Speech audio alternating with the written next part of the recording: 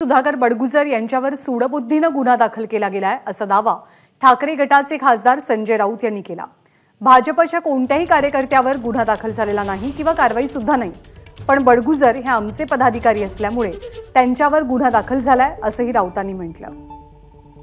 अत्यंत सूडबुद्धीने राजकीय हेतूने प्रेरित होऊन गुन्हा दाखल झाला। या संदर्भात संपूर्ण चौकशी झाली। बडगुजर यांचा याच्यामध्ये कुठेही संबंध नाही, ते आमचे जिल्हा प्रमुख आहेत। खरं म्हणजे ज्या कार्यक्रमाला बडगुजर गेले होते त्या कार्यक्रमाचं नियोजन आयोजन हे भारतीय जनता पक्षाच्या पदाधिकाऱ्यांनी केलं होतं। त्यांच्यावर कारवाई झाली नाही। त्या कार्यक्रमा